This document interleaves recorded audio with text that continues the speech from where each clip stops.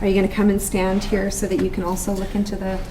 So I think we're live now. Okay. Get your intro. So we're live. So do we have to share the... There. Okay, good afternoon and welcome to UNBC. And for today's presentation, my name's Deidre. I'm honored and privileged to introduce our key speaker today, Sarah Leeuw. Yes. Perfect. Well done. She's a human geographer and a creative writer. She has a PhD in historical cultural geography and is currently an associate professor with the Northern Medical Program here at UNBC.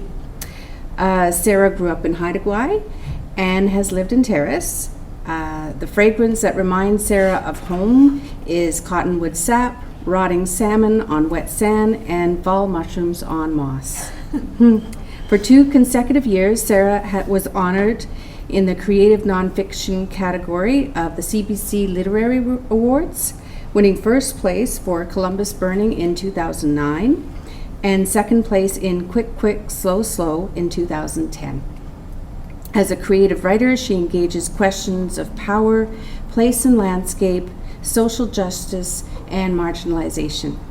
Her talk today is Small, Intimate, and Loving, Rescaling and Embodying Sustainability. Please welcome Sarah. I have to say that Deidre just let me see that intro before I entered here, and I was like, wow, it's amazing what you can find on the internet. She said she just Googled me, and she managed to find those statements about the scents that somebody asked me about years ago in an interview, what scents remind me of home, and it's true, cottonwood sap. And I was here with my mom for Thanksgiving last weekend. I picked so many chanterelles. I have pictures all over Facebook, like stacks of chanterelles, so mushrooms also very important to me. Let's see, I just want to begin this talk by thanking Phil Burton and the rest of folks here at UNBC. Phil can't be with us today. He emailed me on Monday and said, are you flying into Terrace on Wednesday? I'll drive you from the airport straight to UNBC. And I said, well, in the north, I never fly anywhere on the day of my commitment. So I'll be coming in on Tuesday, Phil. Sorry to do that to you. I would have loved to ride in, but he's stuck in Vancouver today. So it's a good thing that I didn't take him up on his offer for me to fly in this morning.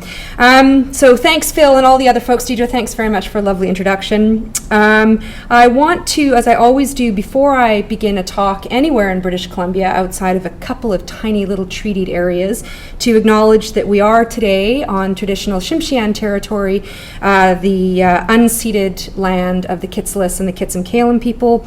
So I prefer not to offer a thanks for that because they haven't actually said that I could be here, but I'm appreciative nonetheless of being here. There's a politics to the acknowledgement of this is untreated, unceded land. And I also wanted to begin by saying yesterday on the plane I was reading the New York Times review of books, and I came across this little statement, which I think is in some ways a sort of a perfect place to begin this talk, which is that this lawyer out of Princeton University observes, she says, how can we engage emotions, perhaps broadly constructed as love, on behalf of a more inclusive, gentler, and imaginative society? So how can we engage the concept of love in order to gain a more inclusive, gentler, and imaginative society? So it's essentially that is what I'll be talking about today. So let's see how this technology works. This apparently is just going to move along as I talk. I'll be talking for about 40 minutes. I hope that leaves us between 15 and 20 minutes for an engaged conversation and any questions that you want to ask. But if you have a burning desire while I lecture, I should let you know this is a paper that's coming out, forthcoming in an anthology of intimate writings, edited by Pamela Moss, who's a geographer out of UVic.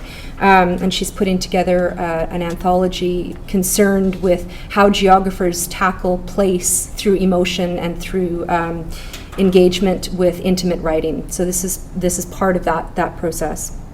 But I do tend to read papers. They're quite formal in that respect. So if you really don't understand something, do just wave your hand and I'll try to slow down and answer any questions. So this paper is situated very broadly within a growing body of geographic, and I would say other, inquiry fundamentally concerned with human and non-human survival on this planet. As cultural geographer Sarah Watmore recently noted, we live in a time that requires, quote, new ways of approaching the vital nexus between the bio, which is life, and the geo, which is geological earth, or the livingness of the world, in a context in which the modality of life is politically and technologically molten.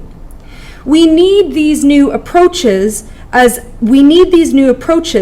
others writing in the broad subdiscipline of geophilosophy, which, according to literary theorist Diane Chisholm, summarizes as new and renewed ways of rethinking this moment of ecological crisis, in part by affirming that the earth is always in movement, that it is constructed of flows and folds, with a constant creative instability in a state of perpetual becoming. So that's this notion of geophilosophy. We need these kinds of creative rethinkings because unless humans both rethink and relive our current relationship to the geo and the non-human world, we risk both our own demise and perhaps even more tragically, the demise of those with whom we share ecological being and dependentness.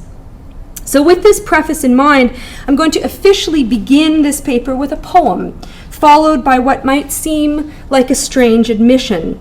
So the poem is from my recent book, Geographies of a Lover. I'm going to tell you right off the bat that there's some fairly explicit language that I'm about to use. I would encourage you to cover your ears if you think that's going to bother you.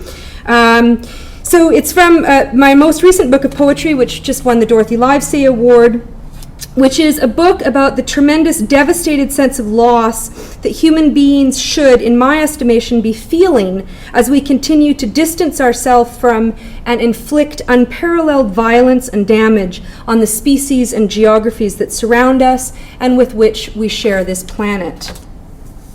So here's a poem to begin the paper.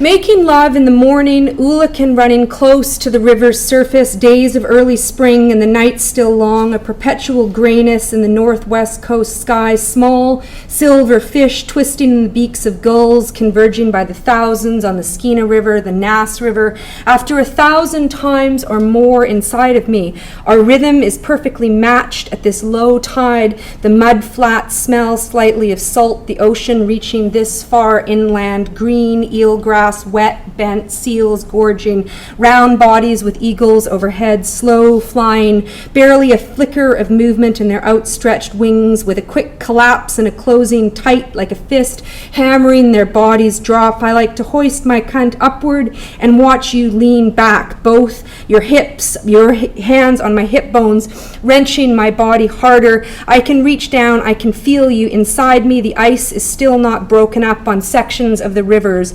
Monstrous blocks of graveled snow, blue and black, salt speckles, ice flow, rushing, groaning as they pour downriver at the mouth of the Skeena. We witness an eagle dig her talons into the back of a salmon too large to lift from the water, that muscled hunting bird banging wings on awkward water, swimming salmon wrenching. The eagle must be so exhausted when the fish was finally pulled ashore. She ripped into the guts, face sideways, a fast pumping of blood. Sometimes if you stand very still on the edge of the Skeena River, you can hear avalanches, snow pack loosening and rushing. So now for that strange admission. When I make my way home, I often find myself crying. And by home, I'm speaking broadly of northern British Columbia, although what I'm about to describe also happens with most acuteness when I return to either of the two places that I grew up, here in Terrace or on the Charlottes. When I fly over or drive into the northern ranges of the coastal mountains en route to Terrace, or when I take a tiny float plane or a thudding and creaking white ferry across Hecate Strait to Haida Gwaii. Let me be clear, I'm not crying because I'm upset, nor am I crying in a way that others around me might even likely notice. I'm not sobbing, tears are not streaming down my face. The back of my throat, however, is burning with a tight, twisted feeling accompanied by a tensing and lifting of the muscles in my forehead, a sticky, pinging sensation behind my eyeballs. I clench my fists as I try to hold back what feels like it might be a full-fledged bawling episode. I have to fiercely sweep away bits of water making their ways out of my tear ducts. I am, to put it simply, experiencing what I can only describe as a physiological, a biological and embodied response to landscape. Let me try to be even more clear, more illustrative. As is so often the case, as it was indeed yesterday when I'm flying back to northern BC from some larger city, there is inevitably this moment when the small jet bumps through the air and clouds and then spread below me everywhere as if it were all that existed in this entire universe, there appears huge black, snapped and raw rock mountains speckled with cracked white forever snow-covered peaks, bright punctures of often turquoise lakes and glaciers, creases and scars, all striated, almost filthy brown, stripped rips of river and watersheds, dull green, silver, motionless, appearing in valleys, hundreds and hundreds of meters below me. I see this, and my body physically responds. It responds as assuredly as if I were being stimulated by food, by a long run, by a lover, more on this later in the paper, by a moment of terror or by a moment of utter surprise. I inhale, my guts and my intestines flip-flop, my muscles knot, and I begin to move my body especially toward that feeling of crying. I experience then something in my body, as a biological, physical response.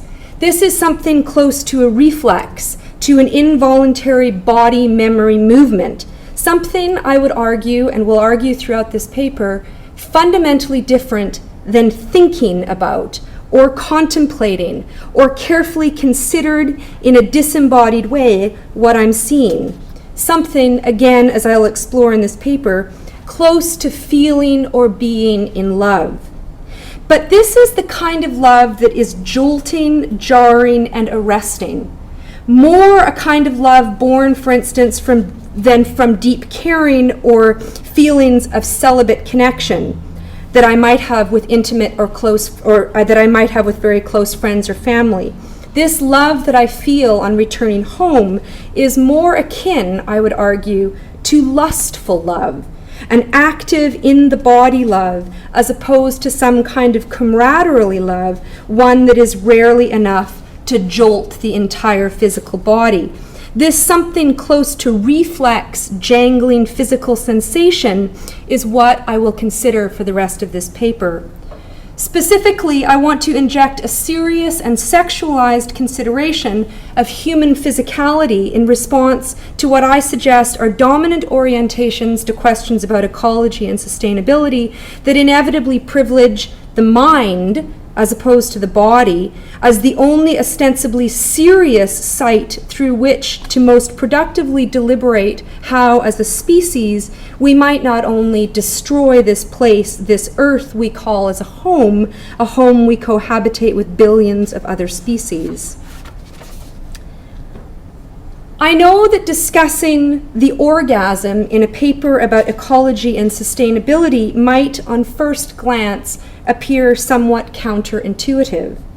Following a brilliant recent text by a scholar named Anne-Marie Jorgensen, however, the text is called Orgasmology. It came out with Duke University Press in 2012. I want to explore how the orgasm and representations and considerations of especially women's orgasms, and I should note here that I gave a lecture on this in another campus a while ago, and a transgendered young woman said, you need to be specific, you're talking about cis-born women, so women who haven't transitioned, who weren't male, and that's absolutely correct. So just to put that caveat out there, I am speaking about biologically oriented, heteronormative, cis-born, gendered women.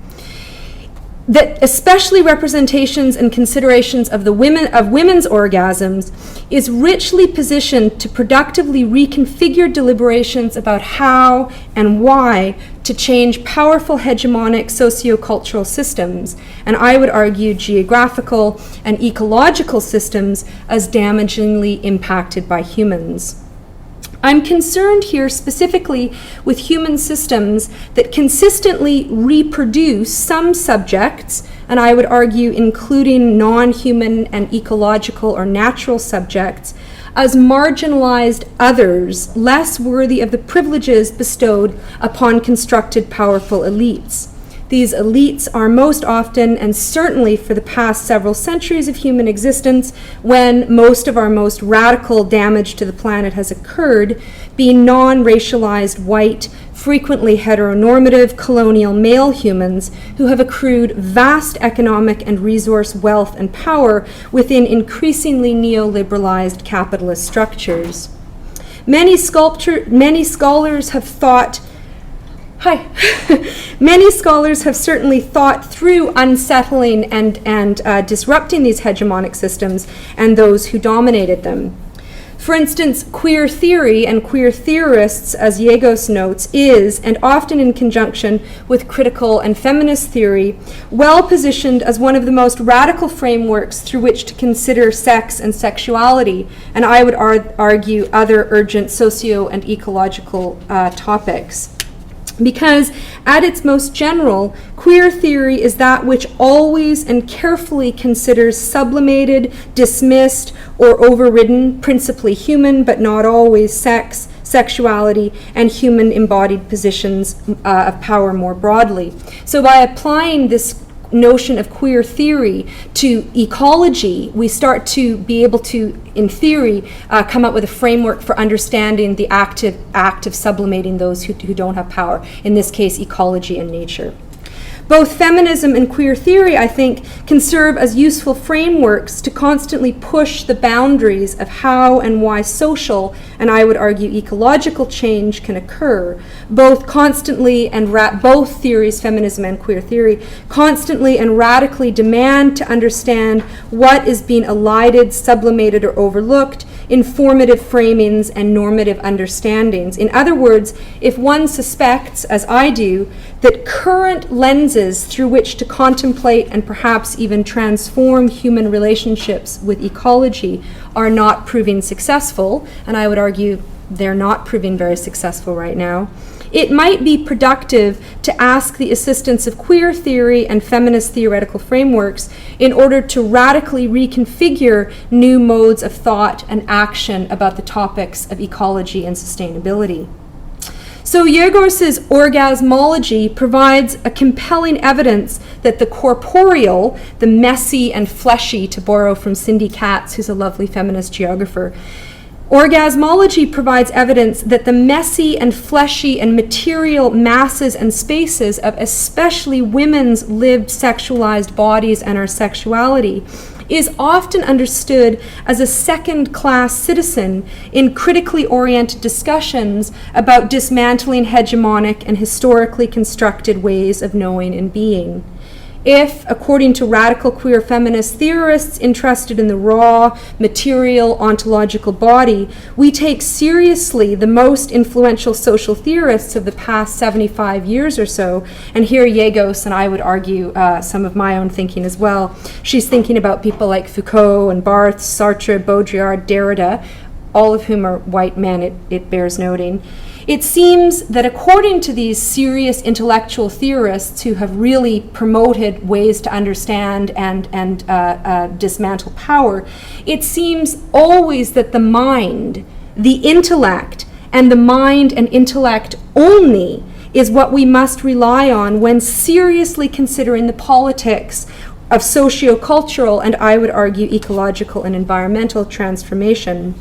So Baudrillard, for instance, notes, and here I quote, "In the absence or denial of the orgasm, superior intensity is possible." Cultural theorists Deleuze and Guattari, who are at the heart of this new concept of geophilosophy or geophilosophical thinking, support plateaus as opposed to climaxes, noting subjects should, and I quote again, not allow themselves to be interrupted by any external termination any more than they allow themselves to build toward a climax. In fact, Deleuze and Guattari conceptualized the orgasm as, quote, a mere biological fact, and a rather deplorable one at that serves to end and even kill desire, relegating orgasm to the place of an unthinkable outcome of unelevated acquiescence to uncontained primal bodies responding to normative expectations about sexuality and what constitutes sex, including the end of sex. Orgasm is a thing that happens when you can't think of something more refined, something more theoretically or philosophically sophisticated to undertake.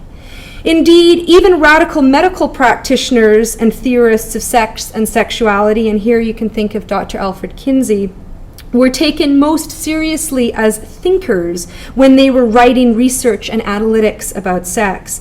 Their efforts lost credibility when understood as the outcome of being a sexually interested and invested actor, a sexualized, moving, active body subject.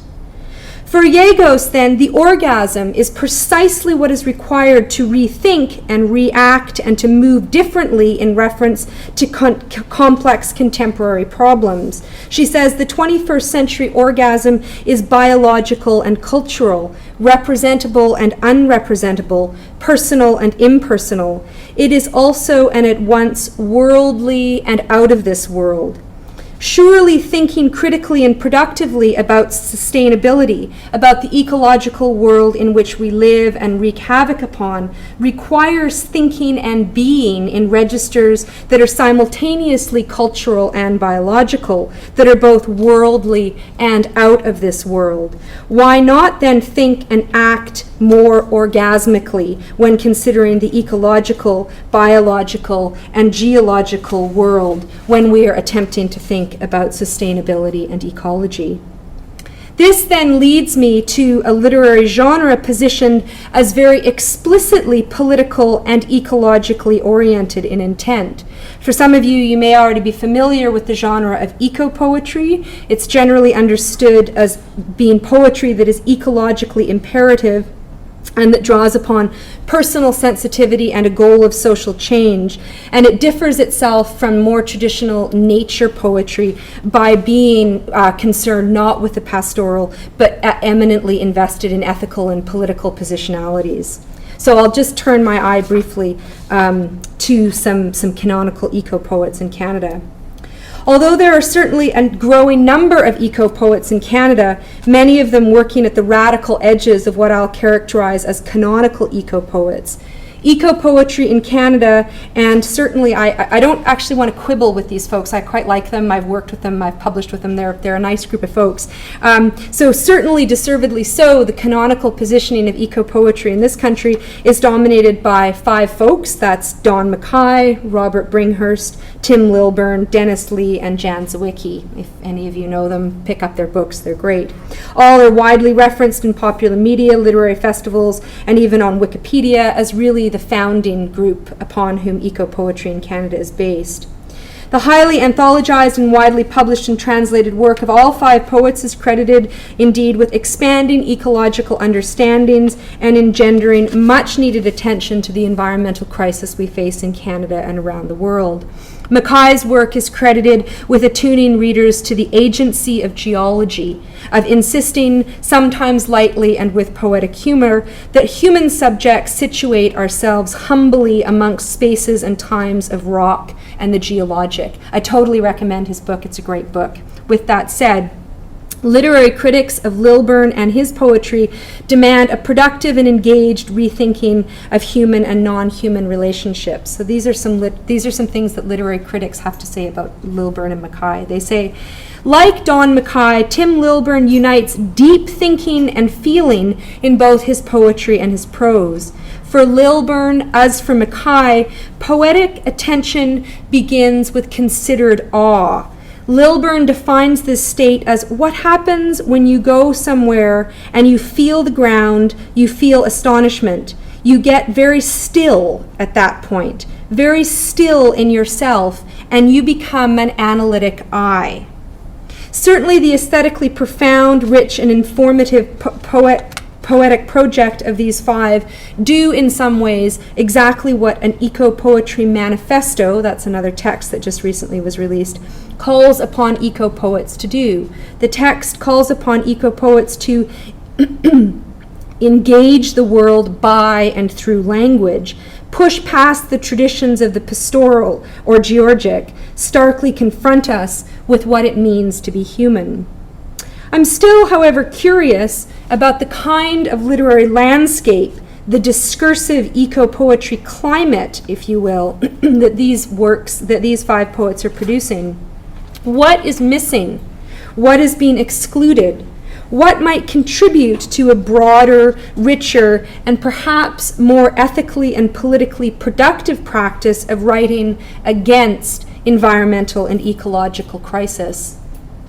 What is remarkably and noticeably absent across the poetics of Canada's canonical eco-poets is any messy, fleshy, guts, tendon, person, embodied, physical intertwining of human being with physical or ecological environment.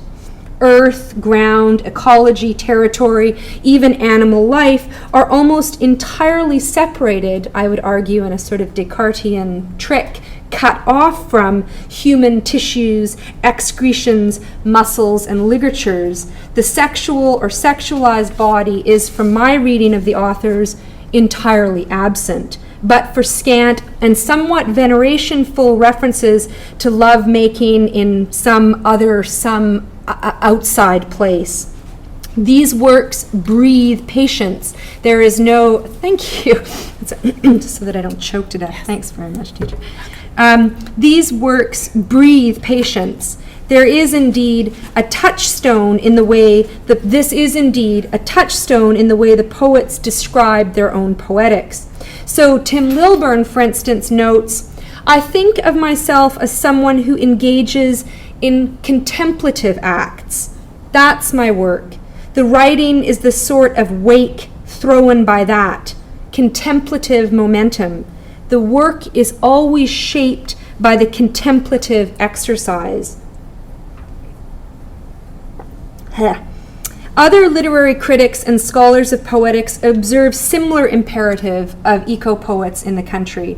So, for instance, in reference to Bringhurst's work, the journal Poetry observes, Bringhurst's poetry is known for its wide-ranging intellectual curiosity and linguistic clarity. Bringhurst aims high. He attempts to grasp the essence of what it is to be alive through the curiosity of a scientist. He never overindulges in emotion or movement. So in reading across Canada's most successful canonical eco-poets, what one can quickly and easily note is a sort of cool, intellectually, spiritually attuned, quiet, contemplative, sublime, and almost without exception, disembodied relationship to and consideration of ecology and environment. Poetic reverence stands as an antidote to human violence against ecology and land. Deference to the microscale and the miraculous nature of what is non-human are eco-poetry's correctives to corporate greed and unimaginable macroscale damage to the planet. Mindful patience just might be the cure for the frenetic rush of environmental and ecological destruction by neoliberal free market mayhem. There is, in other words, little in the work of Canada's leading eco-poets that is sexually arousing, that privileges the carnality of the body as opposed to the sage focus of the mind. So far as I can tell, these cerebral and spiritual imperatives continue to dominate. There is little in the way of carnal gut connection to the physical world. Little space is opened to the geological, to the ecological world, as, to hearken back to Anne-Marie Yorgos's text, as orgasmic, as moving in fierce, physical, sexualized ways, as having the capacity, the agency to move human beings in equally gut-wrenching and orgasmic ways as we may be moving and impacting on the planet.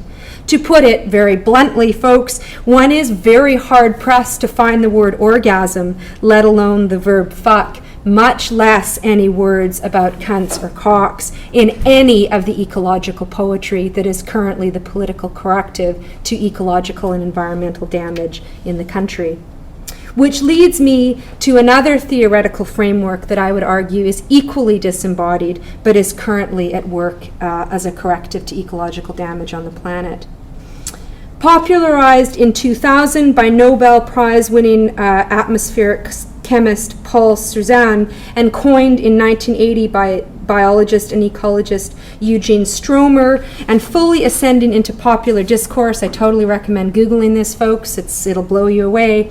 Into popular discourse through the first decades of the 21st century, the term and the concept of the Anthropocene is meant to denote our current epoch, a time when, like never before, the human species is changing Earth's life support system as surely and as unequivocally as geological or evolutionary forces of the past. So think in the past of things like sun rays, comets, and glaciers, and their corresponding names like the Neogene, the Pleistocene, or the Devonian epochs. This new concept of the Anthropocene is to denote that human beings, in ways that equal geological forces, are now altering the very structure of the planet upon which we live. So that's one theoretical framework that's currently being mobilized, the Anthropocene. In efforts to fully theorize, conceptualize, and address the Anthropocene, critical theorists, especially geographers, and geographers are actually interestingly really at the forefront because of our study of human geology interface. That's the sort of definition of a geographer. So a lot of geographers are really taking hold of the framework of the Anthropocene. So geographers are putting forward new modalities of thoughts and of practices to try to address this chaos and this crisis of the Anthropocene. These approaches are anchored in materialist and ontological orientations to critical theory and practice, orientations that seek grounded and worldly involvement, so less theoretical engagement and actually material engagement in the world. Concerns, in other words, that are more than the politics of representation, concerns focused instead on the materialities of, for instance, connection between the planet and all life on it. This rematerialization of theory, as Deleuze and Guattari, so remember Deleuze and Guattari are the people Anne-Marie Jorgensen took issue with because of their interest in maintaining desire as opposed to falling off the wayside through a climax or an orgasm. Their entire theoretical framework rests on the notion of plateaus. So as opposed to climaxes, you just always want to sit at sort of a state of stasis. So this realization, this rematerialization of Deleuze and Guattari would have it, must usefully be categorized as a geo-bio-philosophy. And again, I'm calling on Sarah Watmore here. Increasingly within this material and ontological return, concerns about the Anthropocene, including catastrophic climate change and systematic human erosion of biodiversity, concepts like non-human and more than human subjects, or even animal geographies, are forging new and embodied orientations to human-induced calamities facing all of Earth. The geological and the biological, the human and the non-human, are always in a perpetual state of becoming a dynamic and constantly dialoguing, co-constituting set of subjects. So much of the writing about non-human and more than human subjects, or even animal geographies, emphasize the futility of divisions between natural and social sciences, between human and non-human subjects. These frameworks conjure histories when disciplines operated in less hostile and siloed relationships to each other, which is indeed my own interest in combining creative writing and medicine and geography. When these disciplines operated less in hostile dialogue, in hostile relationship to each other, And there are renewed commitments to view science and philosophy as always co-invested, connected projects in which theory does not take on a representational function, but rather an active and practical one, such as they act as mechanics, simultaneously a technology of practice and a material intervention into the world. So there's the Anthropocene movement, and then there's this more than human geo-biophilosophy movement.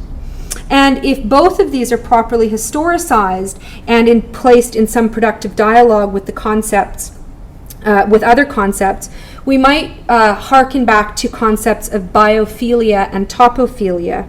So E.O. Wilson, a biologist, naturalist, and conservationist and theorist, he was considered to be the father of sociobiology, coined the concept of biophilia to capture what he suggests was an instinctive bond between humans and other living systems.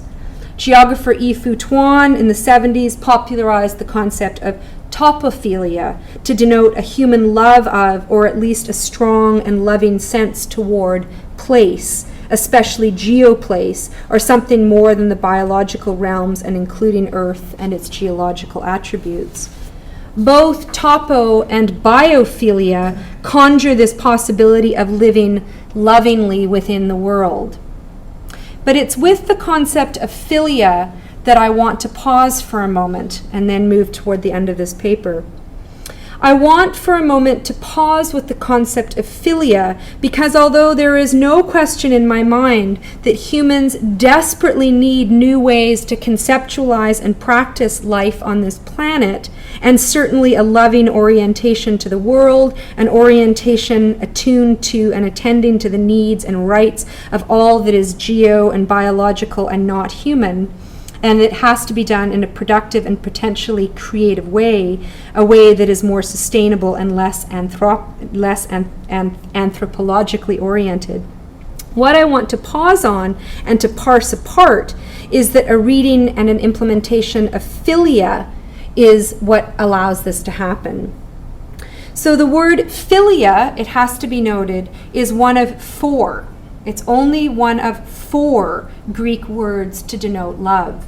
Philia is in fact defined as purely a mental love, the love of friends, for instance, a dispassionate and always virtuous love. It is commonly understood to encompass a wide range of feelings and practice, some sort of strong attachment, a personal attachment, or a benevolency or a concern. The three other Greek words for love are agape, which is an unconditional spiritual love in which one expects nothing in return. This is typically what one might feel for one's children. Storge, which is an affectionate love, a natural love, again typified by familial kinds of love, or to describe a loving acceptance of. And finally, and of course, the Greeks had the word eros. This is a passionate love, the kind of love that accompanies sensual desire and longing.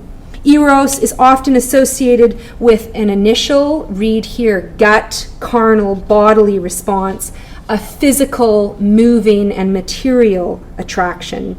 Indeed, for Plato, lovers and philosophers sought true truth through the means of eros. So then the question becomes, what does this privileging of philia, and indeed all of the literatures that respond to the Anthropocene moment, much of the discussions in geography and in geo and biophilosophy, talk about this philic love. If you have a look on the internet, you'll quickly and easily find, topophilia or biophilia. These are the kinds of loving relationships that are put forward as some kind of correlative to ecological and environmental disaster. So what does the privileging of philia over eros in discussions about sustainability or living in an ecologically ethical way suggest? What's missing from theories and practices concerning remedies for this Anthropocene epoch, from, I would argue, ecopoetry to the Anthropocene and to the more than human discussions in geography? What is the danger of centering on a dispassionate, virtuous love as opposed to a passionate, bodily, visceral, and physically arousing love?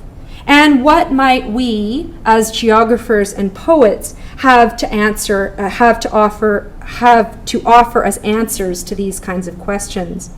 So the final and concluding section of this paper turns to some somewhat tentative, and I should argue quite personal, given that I'm invested in writing erotically charged geographic poetry.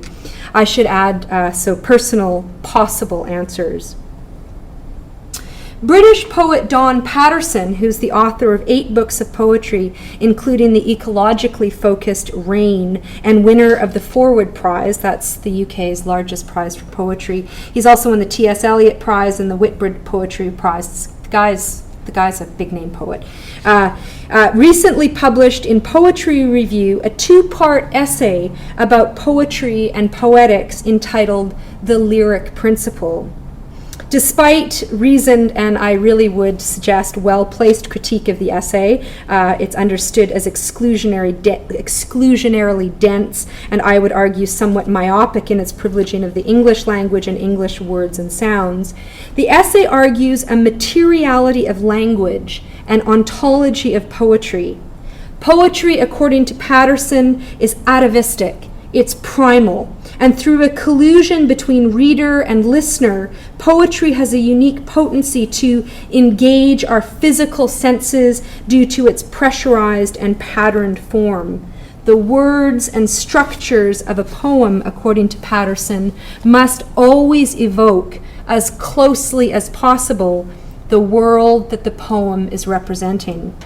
In this way, a poem is as close to the real as possible. A poem is indeed all at once the world, the human who utters and produces it, and the humans who, for lack of a better word, ingest into our bodies and remember it. To quote Patterson, to remember a poem is the poem. It has quite literally become a part of you.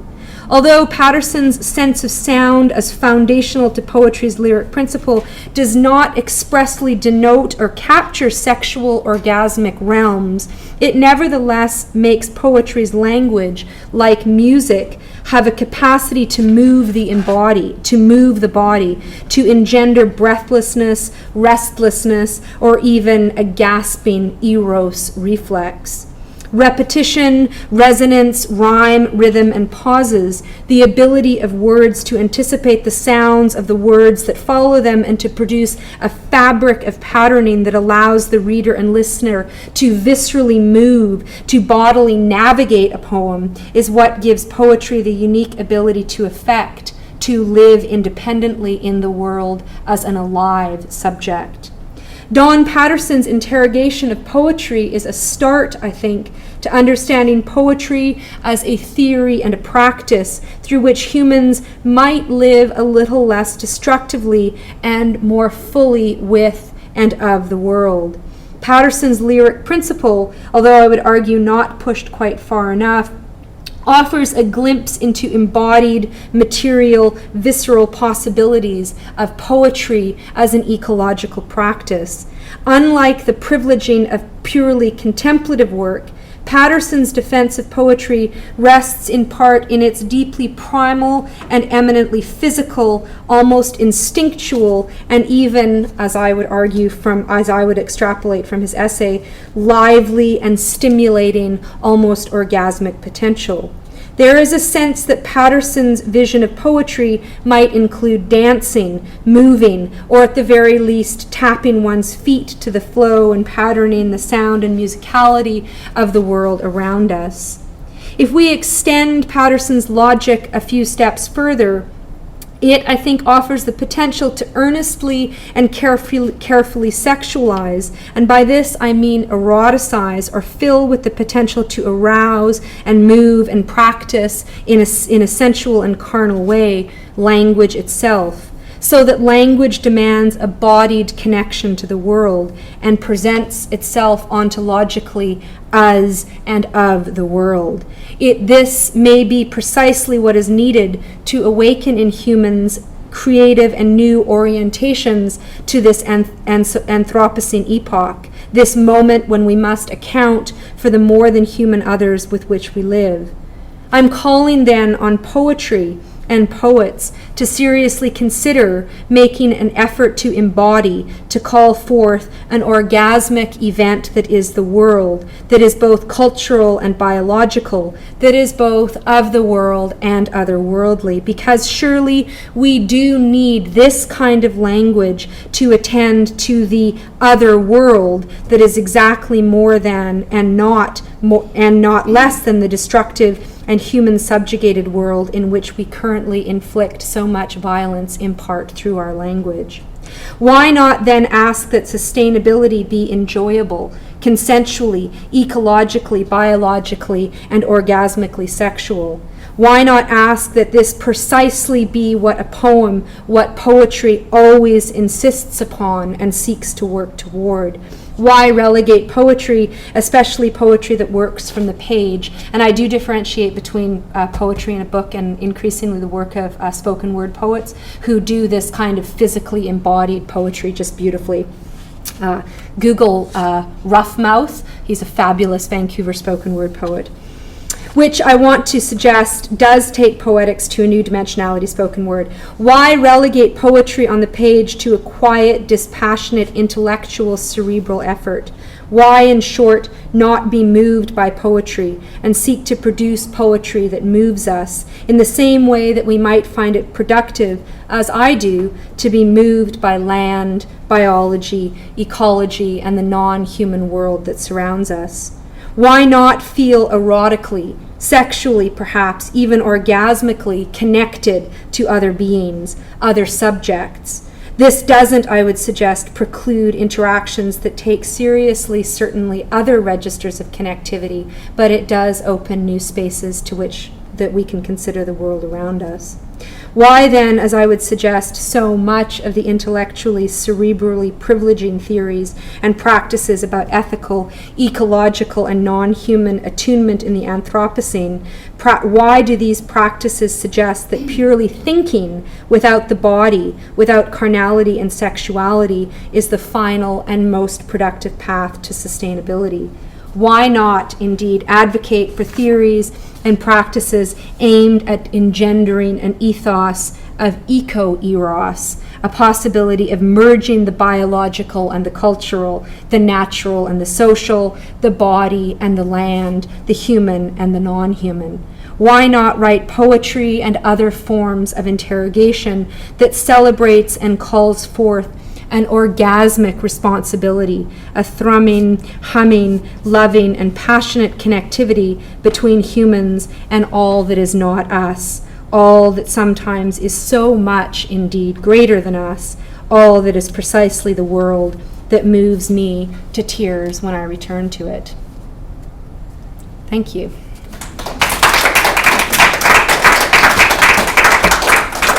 My mom has to go because a plumber is coming to our house.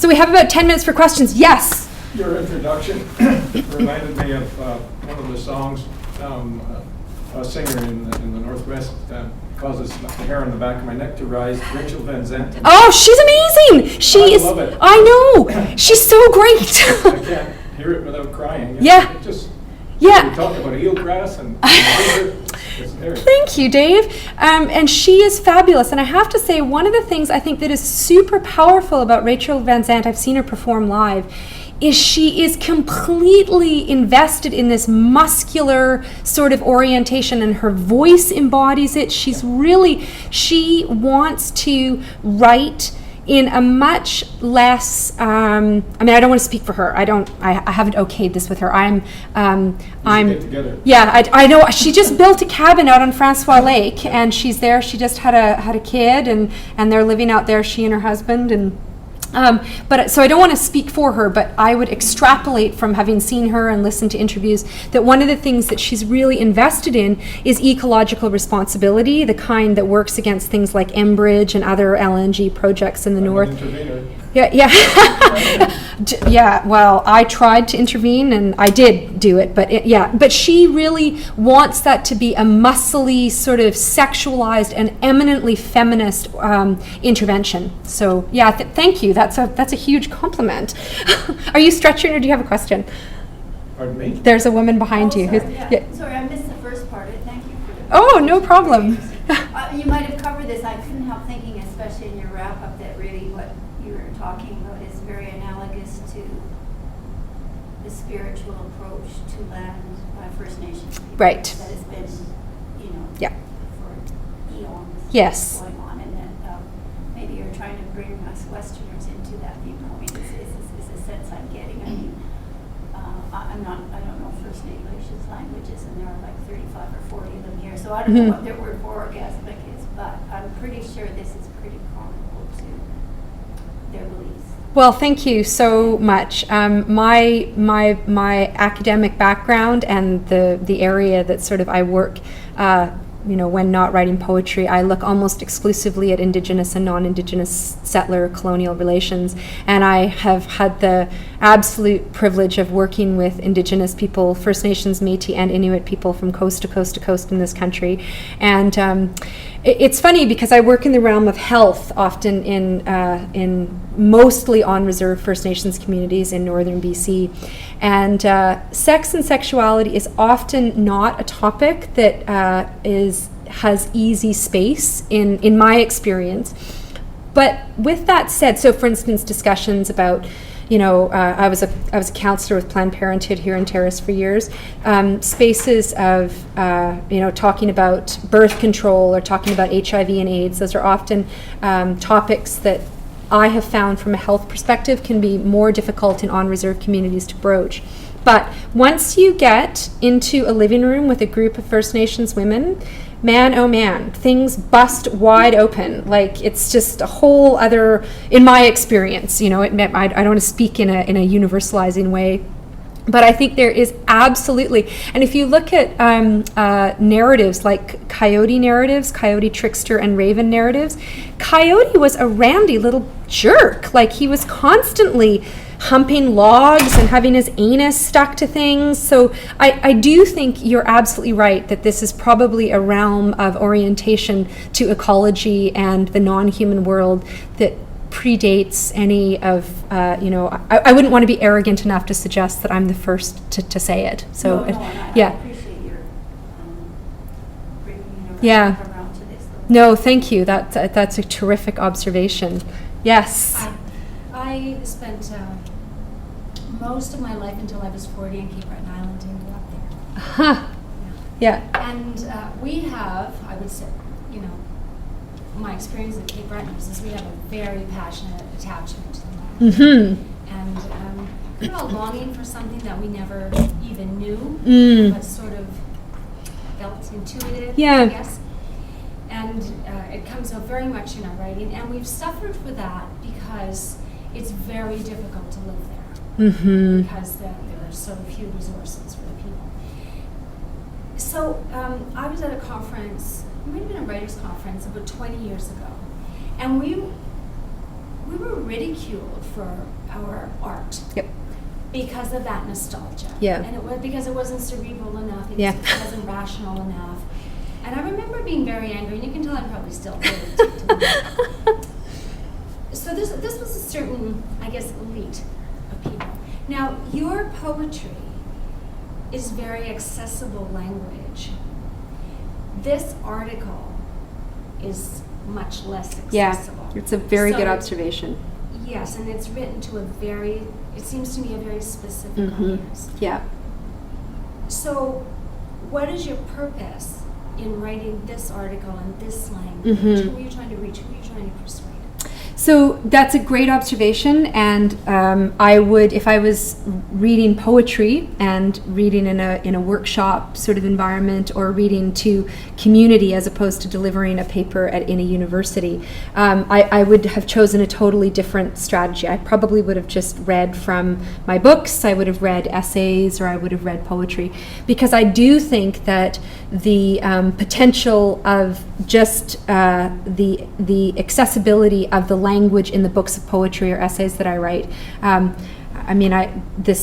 well, it may sound arrogant, but the most popular thing I have ever written are 2 essays that, were shoved in the back of Air Canada magazines, or Air Canada flights, Quick, Quick, Slow, Slow, and Columbus Burning. Both of those very much tackled issues of colonialism, of, relationships between settlers and Indigenous populations in Canada, poverty, resource extraction, masculinity, sustainability, all of those things. All those are widely popular. Like, I still get phone calls. I saw your essay, and it's a totally different audience. Mm-hmm. This kind of paper is absolutely aimed at an academic, intellectual audience who I feel have completely divorced themselves from, in many respects, creative and artistic production and language. So I wish that I could move toward you a little bit, but I'm stuck in front of this camera, so I apologize. There's an increasing movement in the discipline of geography called geohumanities, and they're really looking at trying to integrate the humanities into geography. And I happen to be very worried as a practicing author and practicing poet about what that will mean to the poetics that are produced. What I worry is that they will, in fact, move into that realm of sort of cerebral, high, contemplative, non-orgasmic, physically embodied language. They'll just, as academics, sort of bring in this language that has so much potential, as Don Patterson points out, and kill it in an academic environment. But in order to make that argument to highfalutin academics, I need to package the argument in a cerebral way, and this is precisely that argument and philosophical thrust of a paper like this. But I think it's a very worthwhile observation. I often find myself sort of walking in 2 or 3 worlds, if you will. The kind of language that I use when I'm counseling or working, with a health center in Nakazli is very different than the kind of language that I use when I'm lecturing to clinicians and undergraduate medical students, which is very different again from the kind of language that I would use when presenting to an academic environment of geographers, which is different again than the kind of language I deploy when I'm writing an essay that's going to appear in on Root magazine or in a book of poetry. So but I think that the heart of it is that we shouldn't privilege one kind of expression over another. And I would agree with you that the intellectual cerebral is traditionally privileged, and I would say particularly the male cerebral is deeply privileged. So it's a lovely observation. Thank you for having and making it. Thank you. Thank you for drawing up what I felt was a very balanced picture of human interaction with the natural world. I feel, you've shown me how ecopoetry can complement all this academic left-brain stuff with some right-brain sentiments. And I find it amusing that we don't tend to refer to the right half of our brain as cerebral. Yeah. But I wanted to ask you about an aspect of biophilia that worries me, and that is when I perceive someone threatening someone I love, I tend to react rather intensely, and the more intense my love for that person, the more intense my protective reaction. And if you see that in a disempowering context, then it can become protective rage. And that I find that a challenge, because we need to challenge it, we need to channel that rage. And if I'm not successful in channeling that, I run the risk of traveling to Ottawa and shooting someone. That has just happened. And do you see any contributions from Canadian ecopoetry towards that channeling effort, protective rage? It's a very solid question, and I'll be honest, it's one that I haven't given a great amount of thought to, so my engagement with your question right now is somewhat on the spur of the moment. But thank you. It's certainly something that I'd like to think about further if I extend this paper. But what I understand you asking is sort of 2 things, and I'll differentiate from the onset. First of all, biophilic so anchoring that loving orientation in a philic, which is ultimately a dispassionate kind of a love, perhaps doesn't open up as much possibility for an erotic contemplation, which is a much more material, bodied, physical sort of eros filled, right? Which is what I was arguing in the paper, that biophilia doesn't in fact push our orientation far enough, that a bioerotic orientation would be perhaps a better and more useful way of orienting to the world. But I agree that may in fact engender an even more passionate, somewhat potentially defensive and then potentially violent sort of logic in terms of protecting something about which we feel very strongly, the world around us. And you know, I take very much what you're saying, that if we are too emotionally bound up to the world without temperament of logic and temperament of without tempering that with the cerebral, we run the risk of doing ill thought out and terrifying actions in defense of that which we love erotically or philically. So sure, that is absolutely a risk. At the same time, and I don't want to sound too controversial, and again, I'm just thinking about this, somewhat on the fly. There is such stunning damage being done in the name of normalized practices that we don't even think about it as violent anymore. There is such massive and powerfully condoned violences that, I could easily give the wrong impression here, so please just forgive what I'm about to say, understand it, I'm thinking sort of in the spur of the moment. Is it violent to chain yourself to a piece of logging machinery as it's about to go into the Walbran or the Cleoquet? The media and the corporate neoliberal right would say, this is violent. If you put spikes in trees, this is terrible. But yet we don't frame the violence of the oil sands as violence. I'm sorry to say this, and you can take issue with it, but we are and have declared war in other countries. We are responsible for the deaths of women and children. And that is as unacceptable a violence to me as is the current shooting in Ottawa. But one is framed as a violent, illogical, overly emotive, irrational kind of response, whereas the oil sands and going into Iraq is somehow construed as a logical sort of acceptable modality of violence. And I would argue that both need to be understood, and in fact, most of our action and orientation to the world around us need to be fully understood in both a deeply loving and emotionally evocative way and tempered with logic. And this is pure speculation here, and I used to be a women's center coordinator and I still sit with the E-Fry Society. I know that people rape each other. I would argue that isn't eros. That isn't passion.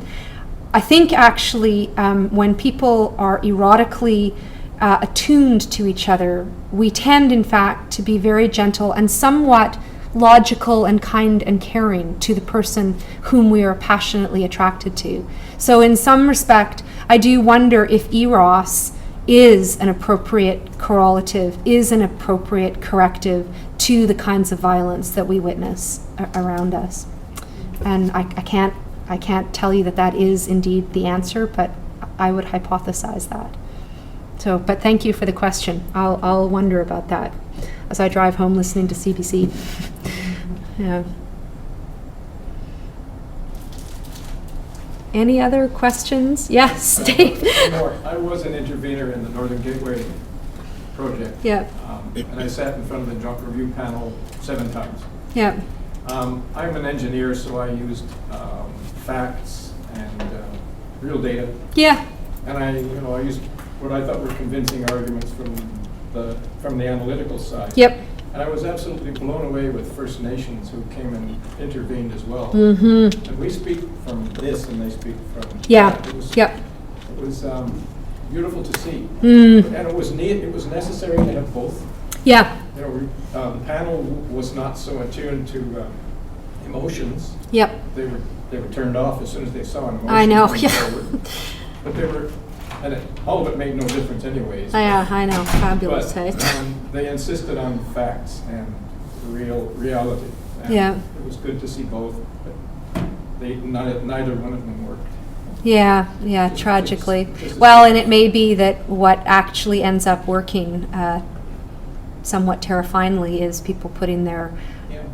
bodies on the line and chaining themselves to pipelines, you know, and using that kind of strategy as opposed to passively saying, well, it's okay, the kinds of violence that you are inflicting on the non-human world around us, but we can't use anything that is quickly constructed as violence as a response. It's remarkable the way language allows us to construct some things as violence and other things as peacekeeping interventions and economically viable opportunities. You know, so, but yeah, thank you. We are facing a time where, you know, all of these impacts will have a very physical, visceral impact. And I think that's frightening a lot of people and fear to the point of shock or denial, and there's different levels of that occurring. But I think when people can no longer feed their families, Yeah. there isn't any food, Yeah. the harvesting, or you can't breathe the air Yeah. because the air quality. I think then, but by then, you know, we're all saying that's a very late Yeah. prognosis, but the prognosis is clearly there. Yeah. We're already seeing clear indicators of that as water systems, you know. So I really appreciate your message today. I really promote, you know, your basic message about getting involved, getting really animated, really passionate about Yeah. what is happening, and so Thank you. You know, all the work that the environmental side has done, I actually felt this week the Pentagon, of all places, the Secretary of Defense came out and said the biggest threat Yep. to terrorism Yep. is climate Yep. change. Yeah. In fact, the OECD, the Economic Union. Oh, is it like? You mean Mark Carney? No, I mean at an international level, the head of it, I think she's now head of the International Monetary Fund as well, observed that the biggest threat to economic security on the planet, and this is the environment. What? Yeah. Really? Now there's like. This is huge But for if the mental that's right. side. If we have, you're absolutely right. If we have the corporate military complex and the largest generatives of free market economy saying we have to start paying attention to the violence against the non-human world and climate and ecological erosion, maybe, just maybe, that's going to start filtering down to the folks on the front lines of. And I just yeah. want to mention, because Mark Carney, governor of the Bank of England, was governor of Yeah. the Bank of Canada, said CIBC employee before that, the but fossil fuels Yeah. have to stay Yeah. in the ground. Yeah. I mean, that's huge for him Yeah. to come out with that. yeah, So yeah, we just keep plugging along here, and yeah, in your way, and everybody's personal, yeah.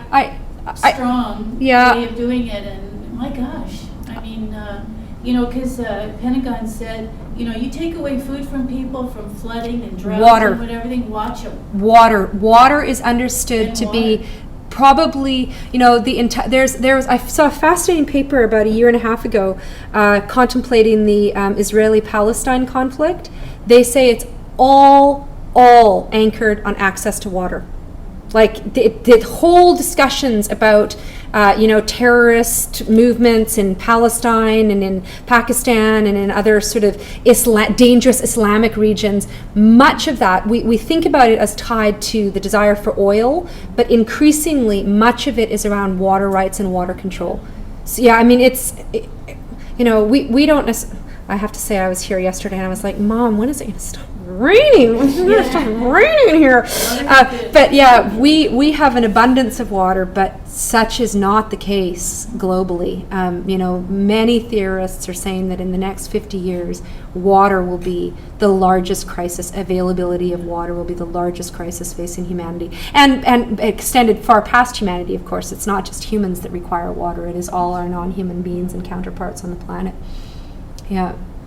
So, strive on, you're doing great. Oh, thanks. I just write books of poetry and train doctors. Oh, yeah. Is that? Oh my God! Thank you. Your nice mug. Thanks. Thank you very, very thanks. much for Thanks giving. for such a sweet introduction too. I was like, wow. So she got